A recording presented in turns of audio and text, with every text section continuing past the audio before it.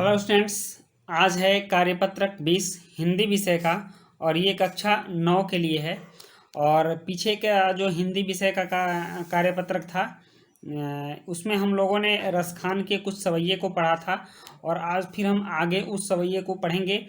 और सवैये के बारे में मैंने बताया था कि छंद से जो सवा गुना बड़ा होता है उसे हम लोग सवैया कहते हैं।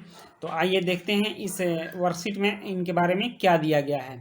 सबसे पहले परिचय है कवि के बारे में। कह रहा है कि रसखान, जिनका मूल नाम सैयद इब्राहिम था, वे कृष्ण भक्ति में मुग्ध होकर ब्रज भूमि में जा बसे थे। ब्रज जो गोकुल गांव में है, गोकुल गांव में ब्रज है, तो वहीं जा बसे थे क्योंकि उनको कृष्ण से बहुत प्रेम था। और उनकी रचनाओं का संग्रह रसखान रचनावली में मिलता है।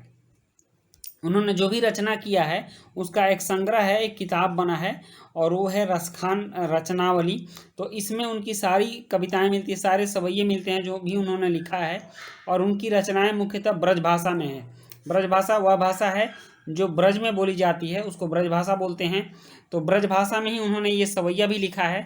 तो आइए इस सवैया का हम पाठ करते हैं कि ये सवैया क्या कहती हैं। रसखान कह रहे हैं, या लकुटी अरु कामरिया पर राज तिहुपुर को तजी डारो। कामरिया का मतलब होता है कंबल, ठीक ना। कह रहे हैं कि ये लकुटी, लकुटी मतलब वो डंटा होता है जिस डंटा को लेकर के कृष्ण गायों को चराने जाते थे। अरु कामरिया और कंबल मतलब कि यह डंटा और कंबल अगर हमको मिल जाए तो उस पर मैं तीनों लोक का राज, ठीक ना, तिहुपुर, तिहुपुर का मतलब तीनों लोक के राज को तज मतलब त्याग दूंगा, तजीडारो मतलब त्याग दूंगा। आपने पहले भी सुना होगा कि यह ले अपनी लकुट कमरिया, यह ले अपनी रोटी। इस तरह से कृष्ण ने अपने माँ को जब रूठे थे तो बोलते थे। तो लकुट और कमरिया जो थी उनके साथ हमेशा रहती थी जब वो गाय को चराने जाते थे। और आगे फिर रसखान कहते हैं, आठों सिद्धि नौ निधि के सुख नंद की धेनु चराए बिसारो। करें आठों सिद्धि, जो सिद्धियां होती हैं जिनसे कि बहुत सुख प्राप्त होता है, और नौ निधि, ये सिद्धि और निधि सुख संपत्ति के दायक हैं। तो ये अगर किसी को मिल जाती हैं, आठों सुख और नौ निधि कहा जाता है, तो ये अगर किसी को मिल जाता है तो दुनिया का सबसे सुखी व्यक्ति वो माना जाता है। तो रसखान कहते हैं कि इसके सुख, आठों सिद्धि और नौ निधि के सुख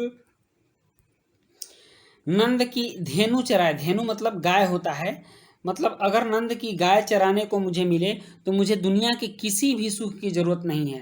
एक्चुअली बात ऐसी है कि रसखान कृष्ण और कृष्ण भूमि के प्रति इतने प्रेमी हैं और इतने बिहुबल हैं कि कृष्ण की याद में, कृष्ण के से लगाव वाली जितनी भूमि थी, जितने भी काम थे, उन सारे कामों के अलावा और किसी चीज़ की इच्छा उनके अंदर नहीं है।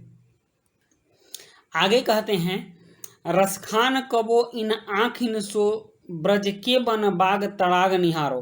कह रहे हैं कि रसखान ब्रज के वन, बागों और तालाबों को जीवन भर अपनी आंखों से निहारते रहना चाहते हैं। उसी में उनको कृष्ण का के प्रेम में कृष्ण का दर्शन होता रहता है, उनको संतुष्टि मिलती रहती है। बाकी किसी भी तरह का सुख रसखान नहीं चाहते हैं। तड़ाग मतलब तालाब होता है, आप यहाँ देख लीजिएगा, शब्दार्थ में दिया हुआ है। अगली लाइन है, कोटि कहूँ कल धौत के धाम करीले के कुंजन ऊपर वारो।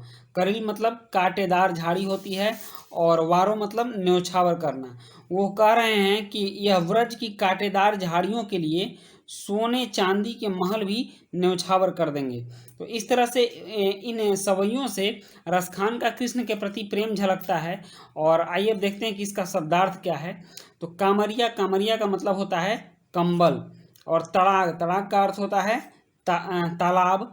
और कलधौत के धाम मतलब सोने चांदी के महल। कोटि हूँ कलधौत के धाम मतलब सोने चांदी के महल।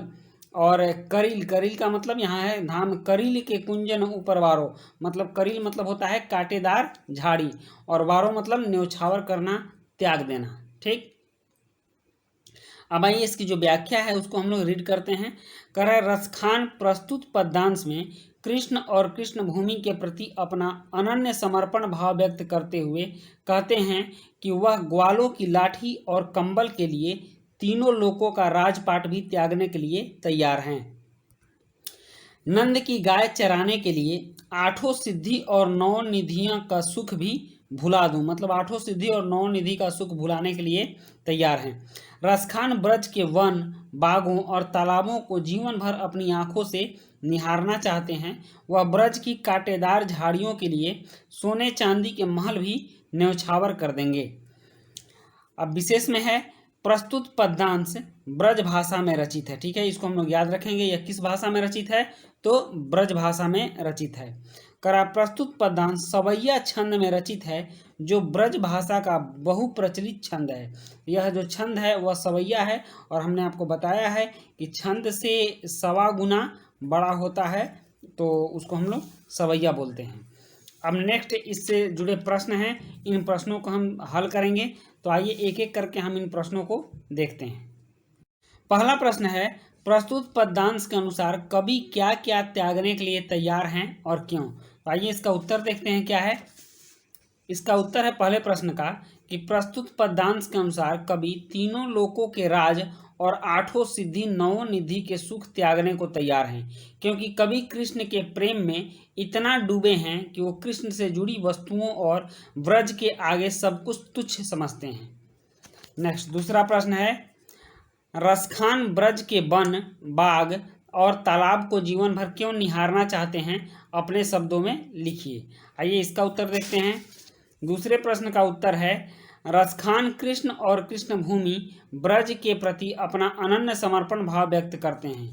कृष्ण के हर उस जगह से उनका गहरा लगाव है जहां कृष्ण कुछ समय बिताए हैं, इसीलिए ब्रज के वन, बाग, उपवन को निहारना चाहते हैं। और तीसरा प्रश्न है, पिछले सप्ताह आपके आसपास अथवा आपके द्वारा कौन कौन से पर्व मनाए गए, उनके नाम के साथ साथ उनके बारे में कोई 3 बिंदु लिखिए तथा प्रस्तुत सवैये इनमें से किस पर्व के साथ जोड़ा जा सकता है। आप इन पर्वों के चित्र भी चिपका सकते हैं। तो तीसरे प्रश्न का उत्तर है कि पिछले सप्ताह कृष्ण जन्माष्टमी मनाई गई थी और इस दिन को भगवान श्री कृष्ण का जन्म हुआ था। प्रस्तुत सवैये को भी इसी पर्व से जोड़ा जा सकता है।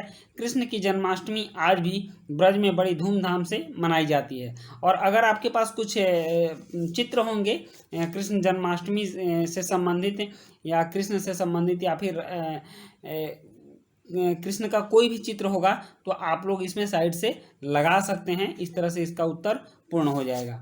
और चौथा प्रश्न है, प्रस्तुत पद तथा शब्दार्थ में से अपनी पसंद के किन्हीं 3 शब्दों का प्रयोग कर 3 वाक्य लिखिए।